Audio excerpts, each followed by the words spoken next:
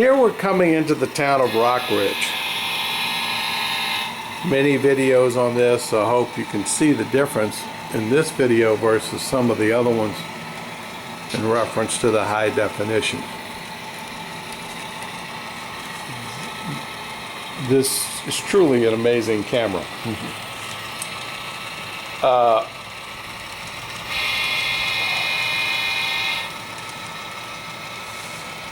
This town is fairly well finished.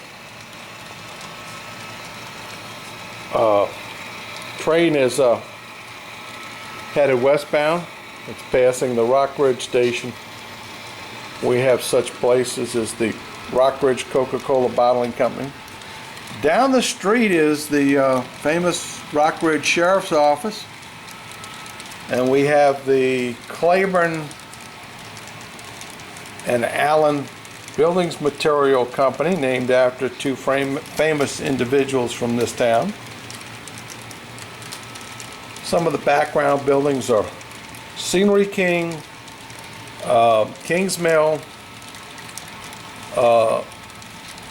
street scene here given to me by another modeler who has a nice railroad out in Oregon. The back buildings on that scene right there are Scenic King. The Neocoy Incorporated building is made by Dustin Trahan, which those type of buildings are, he sells them on eBay under another name.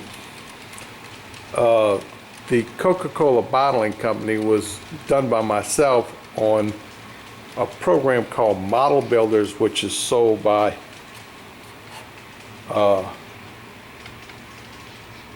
Micromark and several other people, which is great. We have Glazer Wholesale, sells some of your favorite beverages, and we have the Central Baking Company, which makes the fat-free Twinkie, and then we have Philip Morris USA, now today known as Altria Corporation, the manufacturer and seller of the world's largest consumer products, Marlboro. Then we come to Peak Paper Mill. This is another model builder's building. This is my idea of on the wood chip unloading, and the big wood chip pile here is behind the building. Again, I'm not going to take the space for a wood chip pile. So we just put the chips behind the building there. That's also where the truck loading is. And anything that doesn't have to do with the railroad is behind that building. And of course, trains down here. We'll get to this spot in a minute. Then we come to Hoffa Seaman. Of course, their famous quote, slogan is, "We keep your feet in concrete." And we have Archie Daniel Middleton, which is on the other side of the curve. This block here is Y, and then once you go into the tunnel and you come around, come out the other side where the train is, you're in the Why Not block. So we have Y and Why Not, and between the two is the New River Mine, which is, this whole area was pretty much finished. We need some street detail and some people and maybe a little more coal spilled around. The ADM building and the Hoffa Seaman building were built along with several other buildings on this layout by Mr. Jim Laughlin. Jim would have to be going a category of a master builder when it comes to these kits. He's done some miraculous things on his layout. Pictures are on my website under More Great Model Railroads, and his railroad is the Tall Timbers in Santa Fe. I always kid Jim that he needs to get a decal made up, Laughlin Construction Company. He loves to build the buildings. It was all weathered by him, and they really make the difference when they're done right. So the train comes on around, and of course in the model railroad world, the elevation difference here and that cliff wall represents hundreds of miles. It's just part of the game. And in here we have some tracks for moving the coal trains in and out and making necessary drop-offs and pickups. We're currently using a car card system. Through my friends at Bella Vista, Arkansas, they helped me develop it. And this is a Excel spreadsheet program which I'll be happy to give you or send to you. It's very simple to use. You will notice on these cards that they're very simple. Just what's needed. Not a lot of detail, because believe me, it confuses operators. You'll notice that all these cards are blue. The town of Rockridge is blue.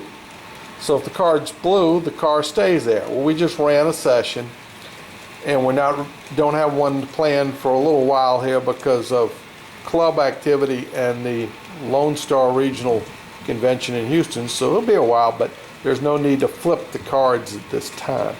When I flip the cards, and various other colors will show up for different towns. If it's not blue, then you move it.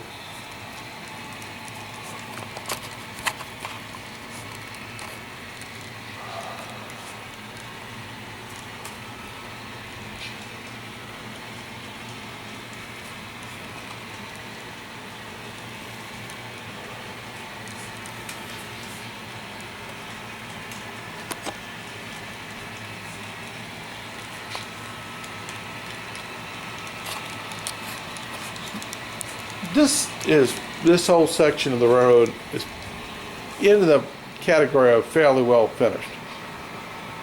There's always a little bit more detail that can be added, but this comes into the category of being fairly well finished. Then you come into the Silverville area, this is the Silverville Intermodal. The track in the back is the Silverville Stockyard. We don't even have the pins in. And today there's no cattle cars there, so I guess business is slow. We have a team track for Silverville. The track in the foreground is the lead off the main into the Silverville yard, which has a fairly good sized little yard here. And as you can see, the scenery in the back of Silverville is finished. You have to start in the rear and work your way out. People, don't try to shortchange that situation. Don't do something in front and then go back and try to put backdrops in and stuff later. You'll pay the price on the damage you'll do. This is Track Works. This is Hard Rocker Furniture. This is Conco Food Suppliers. We're going to make a little bit of a track change back here so we can have two tracks to service these industries. Coors Brewery. And again, this scene, if y'all look at Mike's book from Callenbach, you'll kind of get the idea where I got my idea from. Not the same, but the concept and the depth perspective part is where it came from. Believe me, people, if I can paint this, you can paint too. The first building in the foreground is a Dustin Trahan building. All of the buildings against the wall as background are done with model builders. I did those myself, printed them out, and they are mounted on, get good paper, quality paper, printed out, mounted up on the white sheets of construction paper from Walmart. Comes I think 28 by something. Your kids use them in school for projects.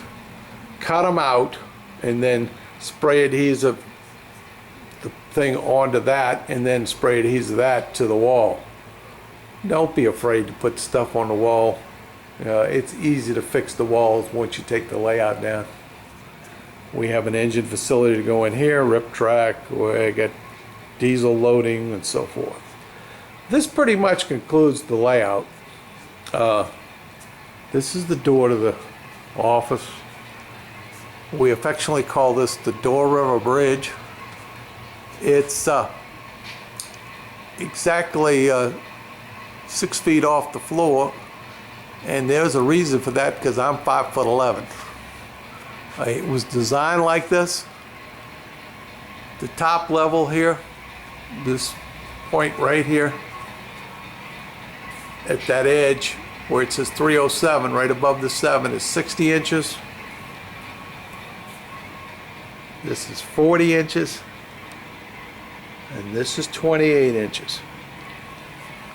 This is a 9.5 turn, 36 outside, 33 inside helix. And this you can see built on my website. It was also done in an article in Model Railroad Hobbyist. Please take the time to go to modelrailroadhobbyist.com and look at all of the great information. Thanks for watching, and just a quick peek in the building and area, workbench, and they run a lot of trains in here too, but it's kind of, you know, verbal. Yeah, you could call this the crew lounge also. Put some food out on the table during operating sessions, and half of them end up in here running trains verbally instead of with the railroad. But I think everybody who's in the hobby knows how that goes. Hope you've enjoyed this little tour. Probably going to have to do this in 2 parts, so look for part 2.